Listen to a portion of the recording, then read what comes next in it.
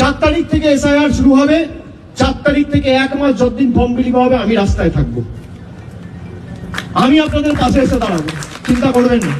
উনি 4 তারিখ থেকে রাস্তায় থাকবেন মানে উনি যখন যে রাস্তায় থাকবেন সেই রাস্তায় লোকজন যেন ঘড়ি, পার্স, মোবাইল সামলে চলাফেরা করেন, আমরা এইটুকুই বলতে পারি।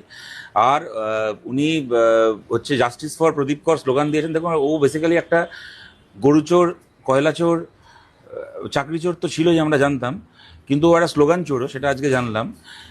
জাস্টিস ফর আরজি করের থেকে চুরি করে একটা স্লোগান বানিয়ে দিয়েছে জাস্টিস ফর প্রদীপ কর। ওর এত ভাড়াটে বাহিনী আছে, হ্যাঁ, প্রশান্ত কিশোর থেকে শুরু করে আইপ্যাক থেকে শুরু করে কত কিছু আছে ওর। কদিন আগে আবার দেখলাম বিজ্ঞাপন দিয়েছে ডিজিটাল যোদ্ধা।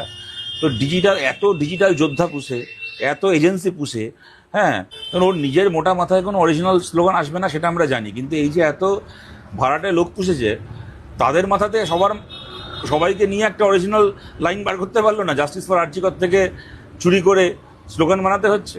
আর কি বলবো এদেরকে নিয়ে কথা।